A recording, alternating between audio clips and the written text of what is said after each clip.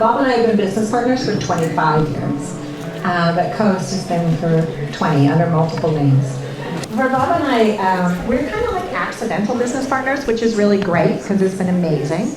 And it came, now I get to say how old Bob is, because it came when Bob turned 40.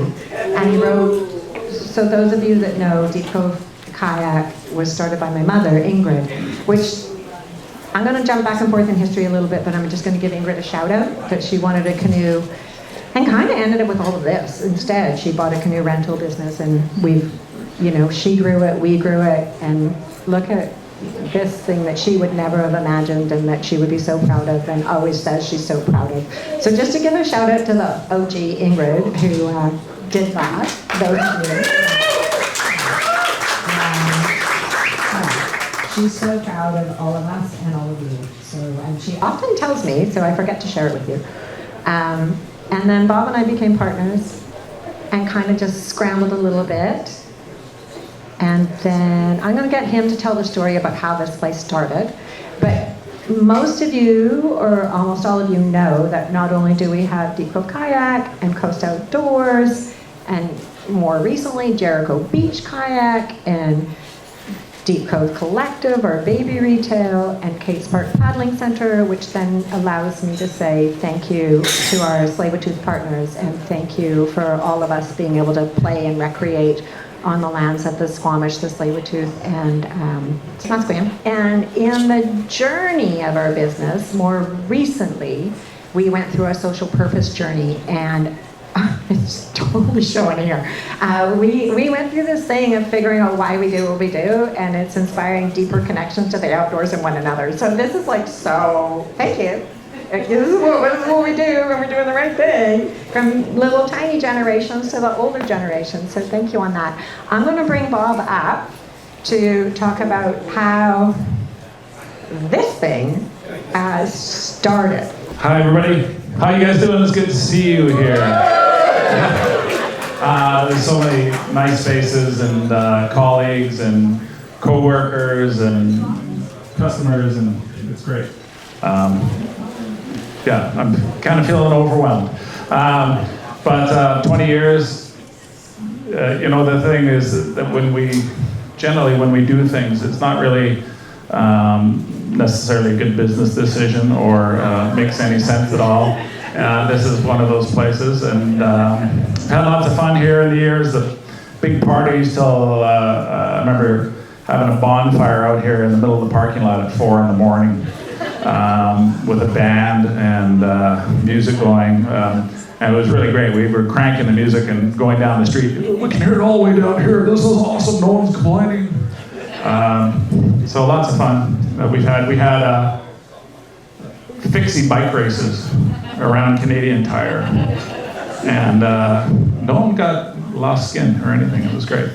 One-wheel races, I think, those electric skateboards that you can fall and break your shoulders on. And in here, we had one-wheel races in here when no one else was going. I remember one time sitting in here feeling suicidal. No one had been in the store for a long time buying anything at all, and retail leads you to be sort of manic depressive, I think, because you don't sell anything, you get depressed, you're going to kill yourself, and then someone comes in and drops $6,000 on a boat, and it's like, woo, this is the greatest thing ever, and then you're on a high for a while, everything's good. But I guess originally we had this guy in Deep Cove when we were doing the Tuesday night races, and he came up and he said, I want to sponsor the race, and I go, well, what's your business? And he had a pet food company. I'm going, okay, that works. And at the time we were asking $1,000 for sponsorship, and he said, yeah, no problem. Anyway, he had an office over here. First Mate Pet Foods actually was the company, and we became friends, and they supported the Canadian Surf Ski Champs. And anyway, this was his holding. He had a factory in Summerland, and so he would ship stuff here, and it would sit here. So when we took over it smelled a lot like dog food. Kind of still does.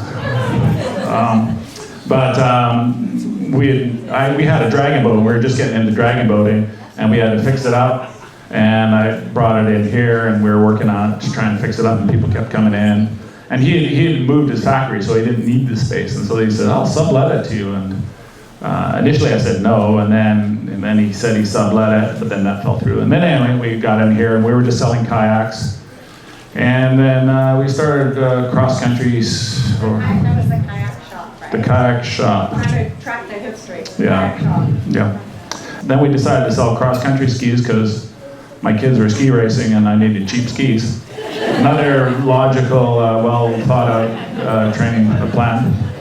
And then Chaz from the bike shop said, hey, I'm moving out of Cove Bikes, which was sort of it was a institutional icon in Deep Cove. And I thought, wow, that'd be great. It's like this kind of funky gas station. And so then we moved the ski shop and everything over there, and spent a lot of money on it to fix it up, right? And it was kind of nice, and it was a fun place, but it was at the end of the road, and people were like, oh, I'm not driving all the way out there. So ironically, we kept this space because we needed storage.